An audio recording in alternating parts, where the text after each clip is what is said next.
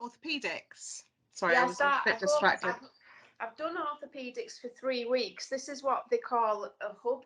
So we did 3 weeks right at the start of the placement period, and then we did a couple of spokes, and we've gone back now for a block of 6 weeks to our original hub. So we'll do like our final assessments for year two in there. And that's orthopedics, so it's all hip replacements and knee replacements. So it's quite good fun, but it's a little bit limited, and 6 weeks is a long time to be there when we've already done 3 weeks there as well. Well, gosh, and I suppose it must be a very interesting stroke challenging time to be on that ward, because I would imagine some of those people have just gone through life-changing surgery, having had to wait for a Wait a long very, time. very long time. Yes, So quite right. what's that like, on the receiving end of that, seeing their Yeah, kind of joy and transition? yeah. I was there for 3 weeks, and that was like 2 months ago. And there was a few that had waited a long time for their operation. Some of them hadn't for whatever reason. But yeah, just the whole idea of reduced mobility, and the fact that I think you even get used to the situation you're in, and it's only when you get your mobility back that you realise, and you're possibly pain free for the first time in a long time as well, Yeah, that you even, definitely. I think people adjust to living that way, and so it's only when they get some level of normality back that they think, oh my god, this is what it's like to be well, and so there were a few cases where it was definitely they'd waited a long time. I mean, the real backlog, those like 2 year ones, they will have all been done by the time I go back. The people that we'll be dealing with now, it'll be like your year-long waits, your 18-month waits, which is still long enough, of course. Gosh, But yeah, you can't imagine it, can you, as a fit, healthy, and mobile person, what it must be like to gradually have those things taken away from you. Uh, definitely. and Yeah. and never imagine that that's how it's going to be. When your surgeon tells you you need an operation, they don't say, oh, and by the way, it'll be in 2 years' time. But that's the situation that these people found themselves in. Gosh, and do you have kind of like arthroscopies and that kind of thing going on there as well? So like Yeah, more like yeah. I don't know whether they are still day cases. Are they day cases? No, we don't have many day cases. We have lots of people who are awake. They have it done under epidural, but generally they're in that ward for at least 5 days, really. And whether that's to do with the length of time that they've waited as well, I'm not sure. But there was nobody in and out that quickly when I was there. Um, they made good recoveries, but they were generally there at least 5, 7 days.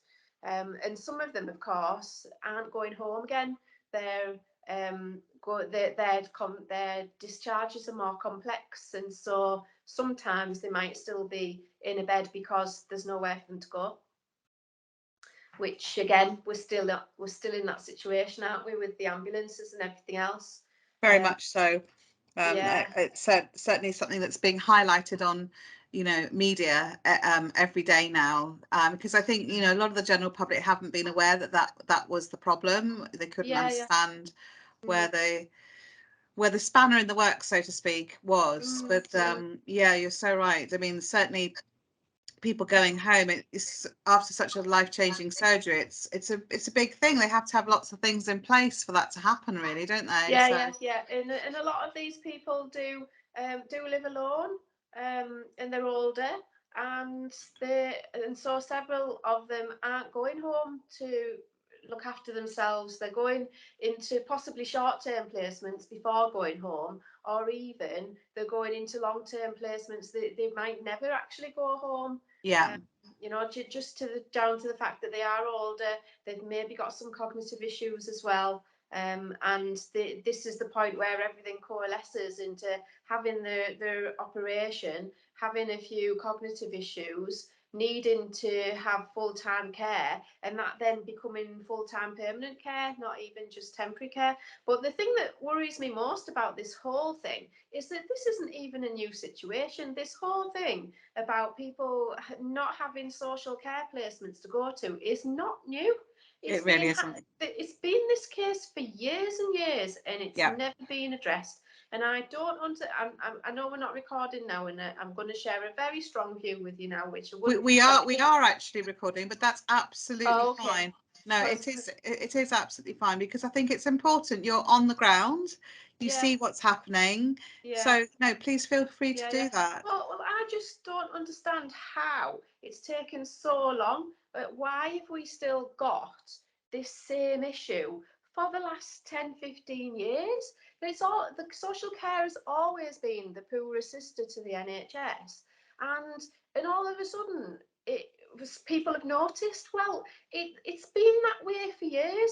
It's been underfunded for years, and actually there's no sign of it being properly funded. Um, and why is it not? You know, this is where I get militant. They said on the television this morning that they put £150 million into the ambulance service. Well, that's all well and good, and I'm pleased for them. But where's the £150 million for social care? Because that's where the issue is right now. Because So that was why, meant to have been addressed through the national insurance contributions, wasn't it? which And that hasn't hasn't happened happened. yet, No. and there was no plans for that money to go to social care for till 2023 or 2024, I think they said. So Yeah. how is that addressing the situation now? Yeah. You know, when they answer the questions about how to address the situation, they're saying this stuff about this is what we're doing, and it's not even the right stuff that they're doing. Yeah. And of course, on the flip side, well, not on the flip side, but the fact that medicine and health has done so well over the last however long, the biggest factor is that we all live around about 30 years longer than was first predicted, for Yeah. example, when they built in the retirement age, Mm-hmm. you know. So I was just reading something the other day which I thought was fascinating, that there are more great grandparents now than there's ever been before. So people are, whilst there's still chronic disease and all kinds of things going on, which is exacerbating, and obviously current climate and the crisis is not going to, help that. We are generally living longer, but Mm. it's actually all the more reason for us to really focus on social care, because if we don't know somebody who Mm. needs that and is in that phase, if we don't know who that person is, because they're, obviously everybody will know somebody, but the point is that we're all heading that Yeah, way. yeah, yeah, yeah. And it's the most poorly paid sector I mean, I've worked in it myself, and our fabulous healthcare assistants are the salt of the earth, as you've said before to me on here as well. Mm-hmm. But they're paid. It's just, I can't even kind of get it out of my through my voice, because it's just, these are the most giving, compassionate, caring people you'd ever want to meet. They go above and beyond. They work very, very long hours looking after our loved ones, Mm. our friends, and God help us one day, us too. Yeah. And they should be rewarded and recognised for that. Yeah, absolutely agree with you totally. Yeah, I don't understand how we value their job. You know, we put other people's lives in people's hands, and it seems like it's an inverse ratio. The more the more you have to do for a person, and the more basic that job has to be sometimes on a basic physical needs level, the less pay you will get for it, you know, and the more glamorous the job, the more you will get paid. But Yeah, it makes no sense to me at all. You know, I've definitely. said it before. If I need to go around wearing a football shirt with a bank's logo on it for them to sponsor me as a nurse or a care assistant, I would happily do that in order to get the volumes of money that people who do wear football shirts and go around with endorsements, if I could get their money for being a care assistant, why can't we do that? You know, if that's all it's about, is about endorsements for big companies who pay lots of money for people to have the name on the shirt, put the names on the shirts of the nurses and the care assistants, pay us. Very good idea. I really, really like that. Yeah, funnily enough, just as you were talking about that, I was just thinking, you know, when you equate how much footballers get paid in comparison to the work that carers are doing, it is just crazy. Anyway, you and I could get, with our red fiery hair, both you and I could get very cross, so we'll have to calm it down a little bit. Yeah. Bizarrely, my mother is ringing the doorbell because I've just seen her appear. She obviously doesn't know that I'm having a very important conversation with you. So Bring her in. if She's you, enjoying it. no, she's way downstairs. If you see me waving like a banshee woman in a minute, you'll know what's going on.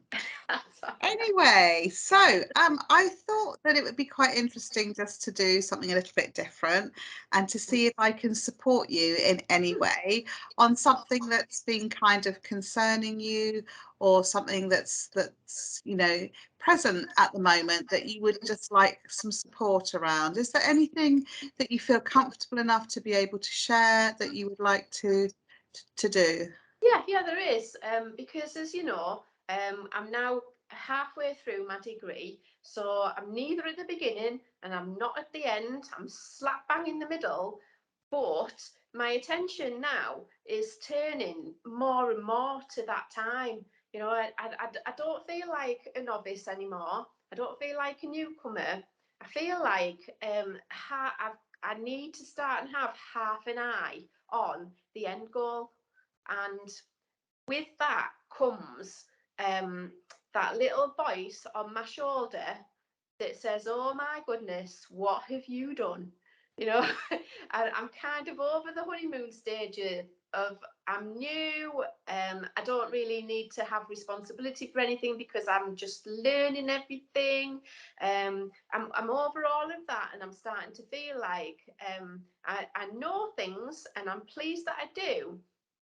But soon I'm going to be called on to use that knowledge. You know, it's not just a gathering in stage anymore. It's a putting out stage as well, where I will soon be making decisions, being a nurse. You know, I won't be able to call myself a student nurse forever, as much as I'd like to, because I've loved being a student nurse. But one day, very soon, I'm actually going to be a nurse. I'm going to be wearing a blue shirt, you know, and that idea, although it's always been my goal, and it's where I've known I was going, it does have that little scary element to it. And so whatever words of wisdom or techniques you can show me that will help me in terms of just keeping all of that in perspective and remembering that I am capable, even though this little tiny voice wants to tell me otherwise, would be really useful, because I'm sure this is what all students go through. You know, we all pass through these various points of our learning journey where we start to think, oh my goodness, this is real now. This isn't pretend nursing. This is real nursing. And yes, so and from your point of view, with all the experience that you've got, including your coaching skills, but even your years of nursing, I'd love to know what your point of view on all of that is. Wow, gosh, there's so much there, and I hear you, and I really understand, because the other thing as well is that you've gained so much information over a period of time. That sometimes there's a case of having so much information you can't see the wood for the trees with it. Um, but there's someone said you don't know what you know until you know it, and that's absolutely true. So the other thing that's always very interesting as well is that when you are doing, you know, rather than doing, when you're being present with a patient or a doctor or another nurse, it will just tend to be you and them. There's not a lot of people around you watching. You're not kind of whilst you feel you're in a learning situation, you're not necessarily in a classroom situation where you have someone ask you a question and you've got to be able to respond to it. you'll just respond naturally. It'll be like a kind of an organic, you might just take a few moments, but it's just you and them. And I think the one thing to always remember is that your presence and your energy comes first. And that for you, that's really, really great. You've got this amazing confidence and calmness about you. So just take your time. And no matter how you respond to something, you will always know so much more than your patient probably will do. And that's quite a strong place to come from. But obviously, as you know, as a nurse, part of your role is to be able to educate and to promote health. So, you can always share your knowledge. And I think just being the person that you are, you're always very open and honest. So if you're ever in a situation where you're not sure, I think it's absolutely okay to give yourself permission to say, do you know, that's a really great question. I've not thought about that before. I'm not totally sure, but I know how I can find out. And if you could just bear with me, I'll be back to you type thing. But just thinking about you being in your blue, oh, it makes me all excited. So just project out a little bit to the future when you are a qualified nurse and you're in your flow and you're working. How do you see that in relation to what you've just said? I'm asking you to kind of slightly envision, slightly daydream. Just think about a scenario where you're on the ward and how would it be in a really positive way? How would you like it to be without this fear? Okay, so yeah, so you'd arrive on the ward, wouldn't you? Every day, I would be properly rested. I'd have had a good night's sleep, hopefully. I would come with all of everything that I need. So, because this is important to me, it's important to me to feel prepared and to have done my salad the night before and that kind of thing, because that helps to really ground me. I'm not good if I feel a bit like I didn't sleep very well and it was chaos and I just shoved everything in my bag before I left and I didn't bring things with me that I needed. So I need to I need all of those stages to be in place before I ever even get to work. And that really helps me I to, love that. Yeah. So you're really preparing yourself for the yeah, day ahead. And I know you know this, but just because we're sharing this, sometimes it just feels, Janet, like it's you and I having this conversation. Honestly, it does. It's just so lovely. But the idea is obviously we speak to everybody else as well. And you've always said how important that preparation is. But if we just take a second just to think about what that actually means, that you've prepared your mind, your body and your soul, but particularly your mind and your body to be optimal so that you're not feeling sluggish, you're cognizant, you can recall facts and figures and things that you need fairly quickly because you're in the right state. You've yes, primed yourself for that because you've taken all the steps to be able to do that. And that's incredible. That's incredible. yeah. So yeah. So when you're actually looking ahead and you're on the ward, what are you thinking? What's happening? So then I see myself in my blue and I'm very mobile.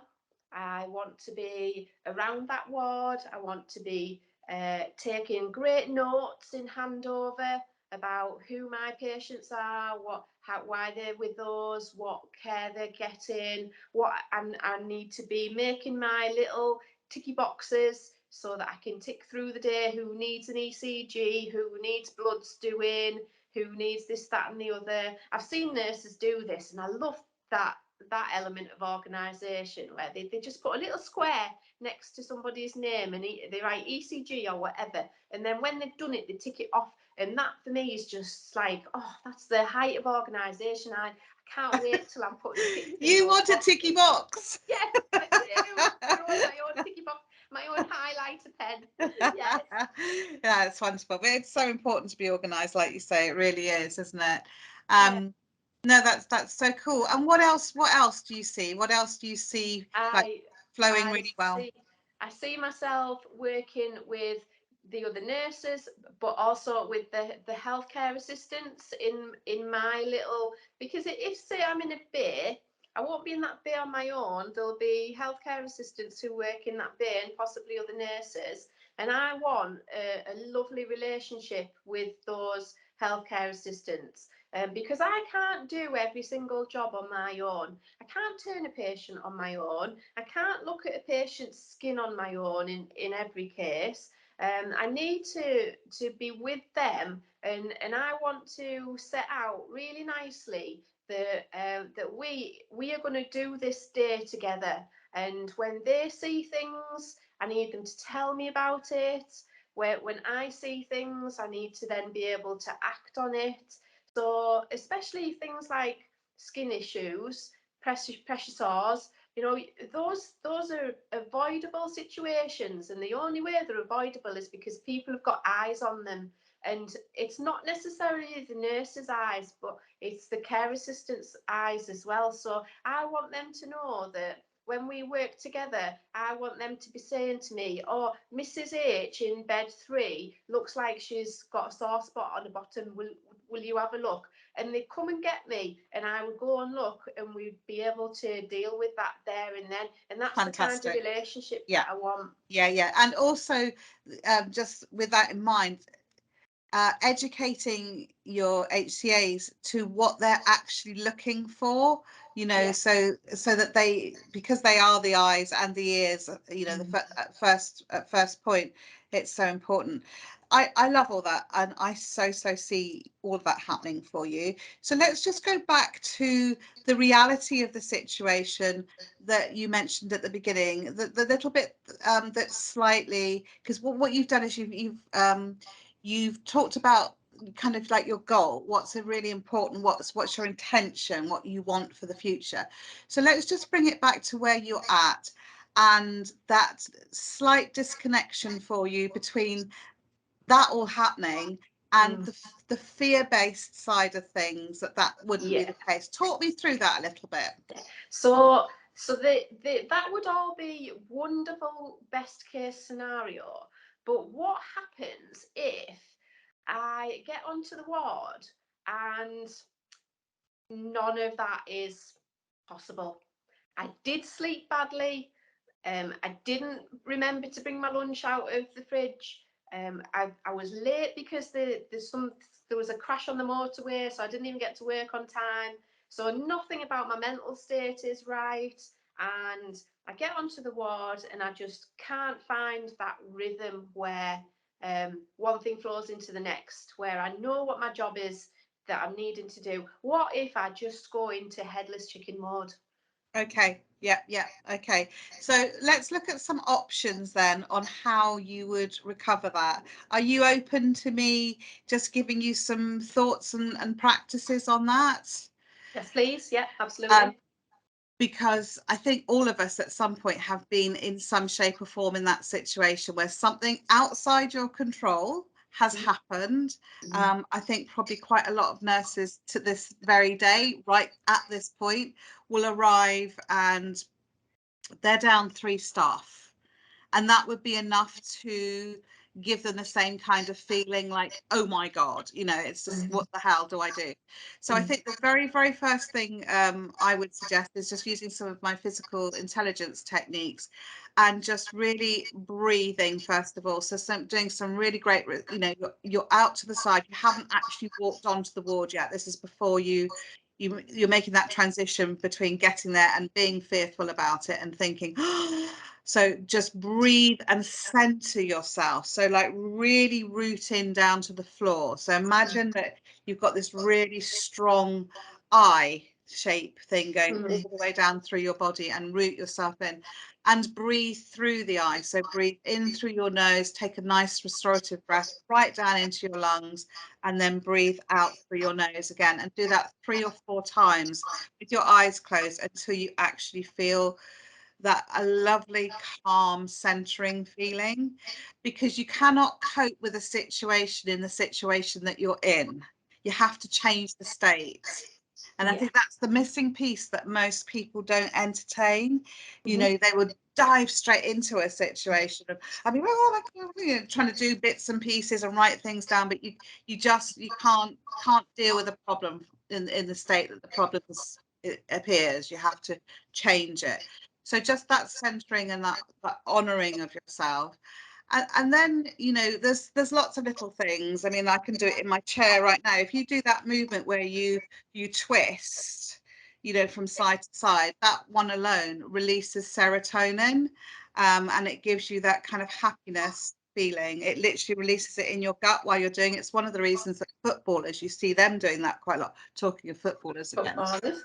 And then you've also got like your Kate Winslet pose, the pose that on the Titanic. Yeah. It's a real kind of freedom, flexibility pose, because you need that agility in your mind and your body to be able to adapt and to deal with anything. So those are just a few little things that you can do to get your body and your mind in the right state. But from there, you get a lot more clarity, and that's kind of what you need. So what are your options then? So let's just say that all of that's happened.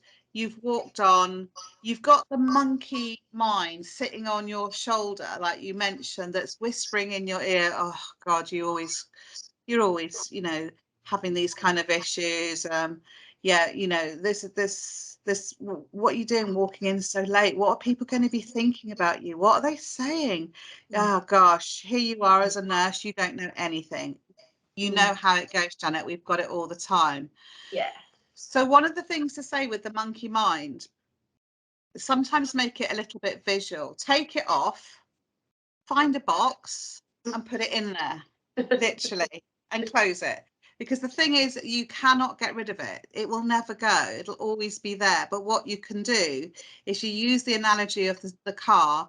You can strap it in the back seat, and put the seatbelt on so it can't move. And you can say, I'm driving today. You're not driving me. I'm driving. I know you're coming for the ride and I can't do anything about that. That's fine. But what I ask you to do is just sit there and shut up because I'm driving. So there's a couple of little things you've got to do. You've got to get rid of that just temporarily. And then you're ready. So what options have you got then? How would you approach it? So you've come in as you're the solution focused. People take one look at you and think, oh God, thank God Janet's here. Now that's going to be what people will think. And what can you bring? Well, one of the things that I always find really useful, and this is one of those things that you learn as you get older, isn't it? That you can't take on the world all in one go. That you've got a 12.5 hour shift, but you're not dealing with all those 12.5 hours there, and then you're dealing with this hour. You're dealing with this quarter of an hour. So prioritizing and finding out what needs to be done right now, what is who's in the worst condition, if anyone, and what needs to be done right now. What do I and focusing just on trying to have that view of the bigger picture of the whole picture, but within that you can't deal with the whole picture in one bite. You have to take each bit. You've got to break it down, haven't you? Like writing essays, you can't just write 3,000 words. You've got to write 100 words and then another 100 words and another 100 words, and you've got to look at what are the different elements that you need to address, and what's the first thing that you can do, and what's the thing that you can do really quickly that'll give you a bit of a sense of, yeah, that's good, we've done something, you know. Just never really trying to tackle the whole thing in one massive chunk, because I'm not capable of that. I'm not strong enough.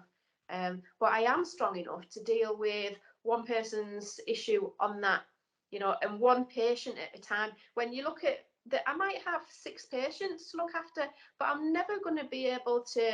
I haven't got 6 hands to offer them all something at once. So that's another thing, as a option or an opportunity. you as the registered nurse on duty, you're going to have a whole team of people. So how would you incorporate other people, and what would you do? Because you Yeah, are not alone. You're yeah, very much part of a team. yeah, So what do you think would be handy for you to do straight away when you look at the team around you, that who you've got? yeah. What would you need to assess for them? Their strengths, what they're capable of, what are the things that they really want to do. You know, what are the things that drive and motivate them? How many have we got? How can we split the resource most effectively? Do we all do a job each, or do we share some jobs? And it's all task appropriate, isn't it? There's some jobs that Definitely, take more than definitely. one. There's sometimes when you can go off in different directions and get different jobs done and then meet back together. And I mean, this comes really a lot back to my cafe owning experience. You know, we always had at least 4 people in every day, and everybody had a job, and the jobs might rotate, but you kind of set off at the start of the day saying, right, you're really good at making sandwiches, you make the sandwiches. You're really good at making coffee, you make the Definitely. coffee. And that's what I was just thinking. You're kind of assessing the skill set of the Yeah, people around you so that you yeah, all pull together in that scenario. yeah. And really keeping that focus on, we're a team and we're here to get through it together. You know, we're not competing against each other. We're not having to hold our own up. There's no weakest link in this team. You know, it's just about supporting each other to bring our strengths to the table, and to share the tasks out, and just to get everything done and survive at the end of the day.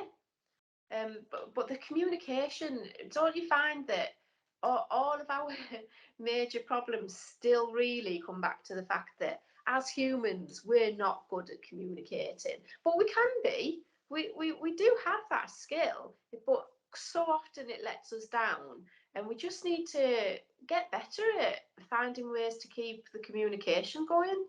Definitely, I agree. And I'm always blown away by the fact that communication really is only about 7% is to do with words. And to me, there's always such an untapped resource. So I think that's another option and another opportunity as a leader, which is, as a qualified nurse you are, to really tune in, to use your radar of all the things that are not being said as well as the things that are. So, Yeah, because that communication is vital. There's so many people, for whatever reason, cannot speak their truth. So they let it sit. And so if you task an HCA with something and you can just tell by their vibe that they're not happy with that, that's fine. There's a reason, but there's an opportunity there to kind of dive into that a little bit further and either work with them or pair them up with someone else, or just find the root of the issue so that you have that nice flow. Because honestly, as you know, if you have an unhappy HCA in a situation, that goes straight to your patient as yeah, well. yeah, And they're meant to be in a kind of healing environment where things are working well. So gosh, there's quite a lot of things. But just going back to your original question, I think quite a lot of it is around this thing called imposter syndrome. Is yeah, that how you feel? Who am yeah, I to yeah, be this nurse that's leading everybody? So what does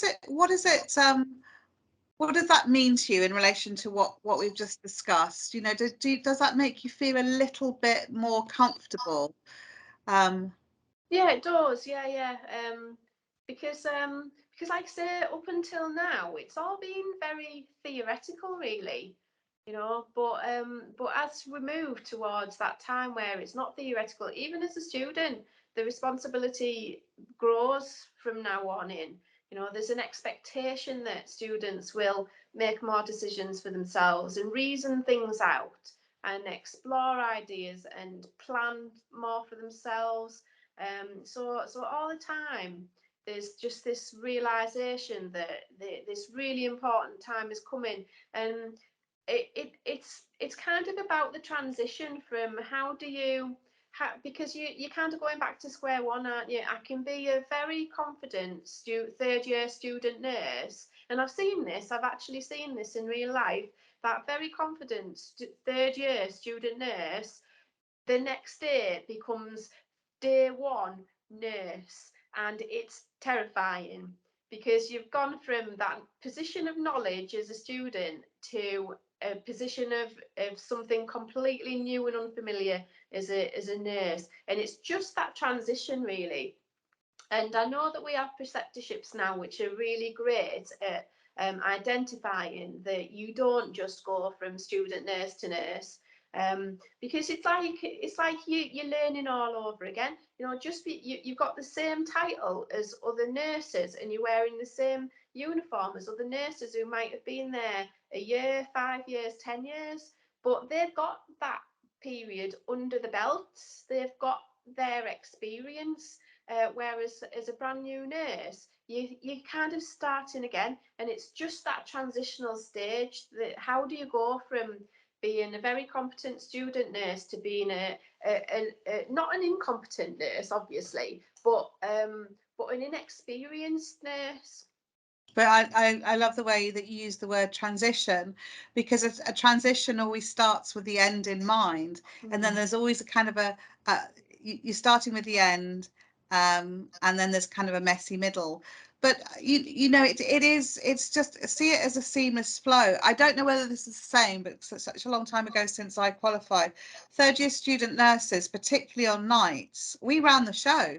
Yeah. There Yeah, was yeah. no qualified nurses around. There were doctors in the hospital somewhere if you needed somebody, but we ran the show. So that was does that still happen? I'm not in the same way. I think that the nurses are there now, but they would probably be very willing to let the student nurses run the show and not step in until they were needed. Yeah. So So it's again, that's another really great thing yeah, that will help with your transition. And yeah. I think certainly this year, when you're doing your placements, it would be really interesting for you to just kind of really zone in on the nurses and see how they adapt to things, how they handle things, what they do.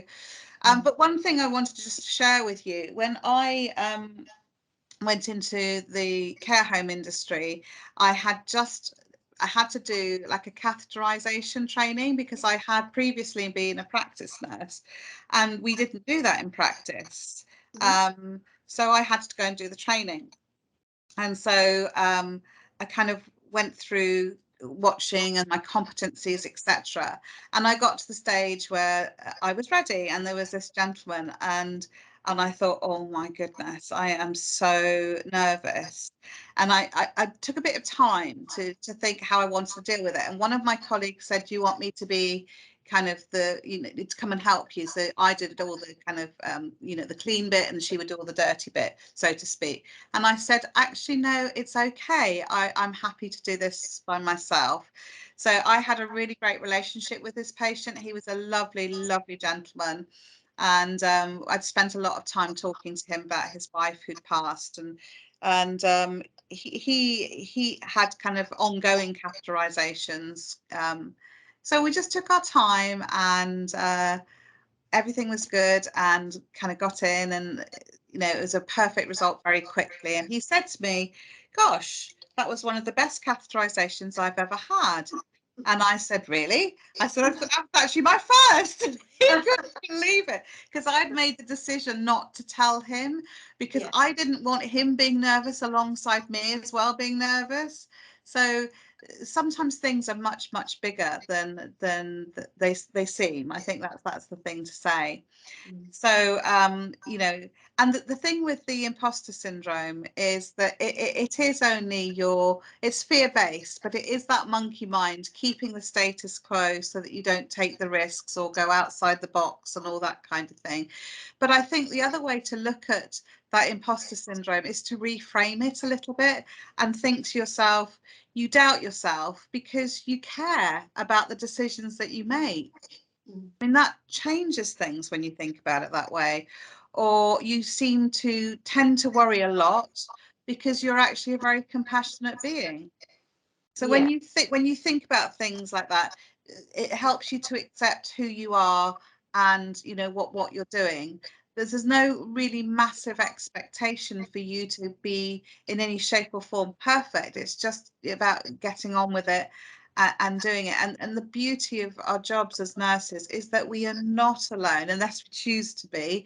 You know, there are plenty of people around us that we can ask advice, that we can double check things, so that when you are second guessing, you've got like a backup plan. And it's just, you know, when you go into a situation in your mind thinking where other people are, so that you know that you could go and get them, or you know, thinking 360 degrees around you.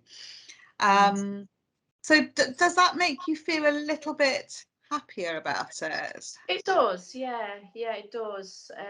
Like you say, it's really just it is remembering that we're there because we've done 3 years of training and we've learned a lot. And even experienced nurses come across stuff that they don't know about, that Of they've never done course, before. of course. Um, and there really isn't an expectation that you can do everything.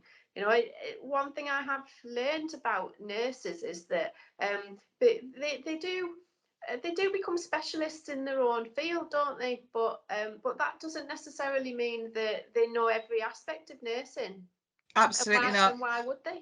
You No, know, nursing um, is a lifelong learning. It is lifelong. You'll never stop. You never ever stop. I still learn things every single day. And who would want to?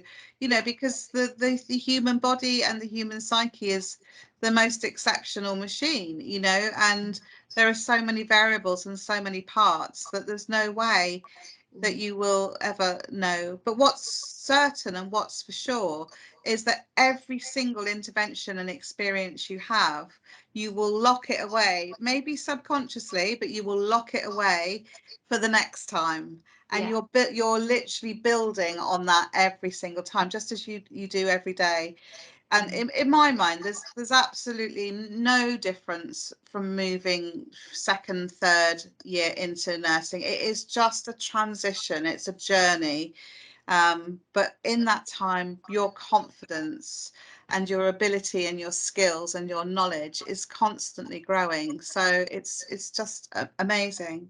mm, And talking of growing, just to finish, just so that this is just a very, very small little methodology that most coaches use. The one thing that we haven't completed is the W, and I'll go back to that in a minute. And that would be why, when, where, how willing are you to take this on? But mm, because we were projecting off forward in your mind, it's not something that we can necessarily put anything on. But just as long as you feel a little bit more comfortable with the situation, I think it's great to envision yourself in the blue, to yeah, bring in all your senses and to actually see yourself walking around, mm, and think about that every day, as I'm sure you already do, so that when actually you are wearing it, it's no mm, different to how you felt. But what we just did then is we kind of went through something called the GROW model. So oh, G stands for the goal or the intention. R is the reality of the situation. So you kind of basically look out and find out what it is that you want to change and really think about that. Obviously, we've just done it very quickly. The reality is, okay, so come back to the reality. What's the difference between there and here? You know, what is your reality in comparison to how you'd like it to be? So it helps you to start thinking. And then the O are is the bridging the gap between the two. So what are your opportunities or your options that are available to you? And let's talk those through. And then the W is that once you've seen those and they've landed for you and you think, oh, yeah, actually, it's kind of putting a measurement on it. When are you going to do it? Why are you actually wanting to do it? When will you do it? And, you know, from there, you've then got like a little framework of you know, to bring that into action. So it's a very, very basic, very, very quick little example of the GROW model. But the GROW model is handy for lots and lots of scenarios. I think if you can keep that one in your backpack, as well as some of the tips and strategies on breathing and moving, etc., it's a really handy thing to do, whether it's be a conflict resolution situation you've got in front of you, or somebody being incredibly upset, or whatever you need to do. Not that you are, but it can be used in lots of ways. Just think grow and work your way through that, and then you come out the other end with a resolution, a solution focused intervention that has lots and lots of options, and it's moved somebody forward just a little bit, but enough for them to maybe take action. And then the only way that I sometimes finish the whole scenario would be like, out of a score of 10, now that you've made the decision that you want to do A, B, and C, and remember it's them doing it, not you, how tasked are you to do that? I mean, where do you, do you really feel that this is something that you could take on?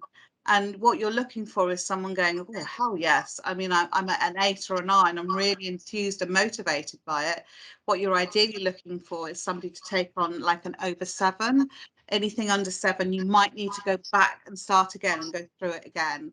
Because what you really want is it has to be an actionable thing. It's not just something just to talk about. It's something for that person to do. And as a coach, maybe you'd be helping them to be accountable for that. So you might be saying, well, maybe next time when we speak, we'll see how far you've got and where you're at that with that, and please feel free to reach out at any time. It's just an additional tool on top of all your nursing skills and qualities, just to have. It's really handy.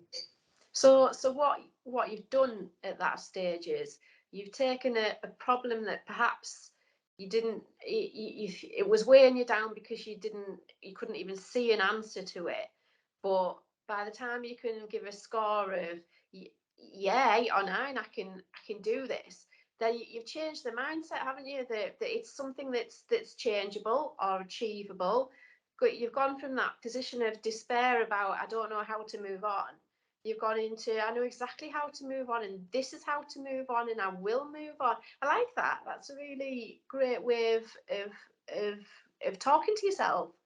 It's good for talking to yourself and talking to others, but the main thing is just kind of asking really powerful Yeah, questions, yeah. And getting people to engage with their senses. And, Mm. you can take it further by asking people what other people around them would be thinking. So what Mm. you're really doing is that you're doing a lot of envisaging work. You're thinking about, using your visualization. But in doing that, what you're actually also doing is you're activating your dopamine. Mm. Dopamine is very much based on reward, and it's very much based on using your visualization. So when you bring that in, it helps motivate you. And so it'll automatically drive you forward. So that there's quite a lot of lovely work that's done there, which is why it's really important to embed it Mm. by asking people how ready they are to take action on it at the end, because Yes. otherwise it's a waste. If you Yeah, have yeah. you fired up and they've come up with all these options, and you can see the light bulb go off, and people think, oh yes, actually I could try that, or I hadn't thought about that, or that really resonates with me. You can always see how that is. So yeah, that's it's a really interesting thing. So yeah, it's lovely talking to you about it. Thank you very much for helping me. Yeah, it's you do just get in your own head sometimes, don't you? And it's just so nice when someone can help you externalize some of all those little fears and worries that are just sort of sitting in the back of your mind that you're trying to keep a lid on, And so it is really nice to be able to get it all out and say it's quite acceptable to have all of these feelings, and everybody has them, and actually they're really useful, and you can turn them into positive things that help you move forward. So yeah, it's and as a nurse, there's a lot of emphasis these days, isn't there, on reflection and mental well-being, and what did we learn from something that perhaps wasn't a nice thing to go through, but there'll always be a learning point that'll make it worthwhile. So yeah, it's definitely a good skill to get early in your career, I think. Fantastic. No, I absolutely agree. Janet, as always, it's an absolute delight to speak to you. And time just flies. Can you believe it? We're an hour, so we need No. we need to disappear. So, but absolutely lovely, lovely seeing you. And I know we'll catch up later in September. But yeah, all the best with your continued studies, Thank and you very much. thank you so much for being with me. The pleasure as always. You take lots of care. Have a You really too. lovely weekend.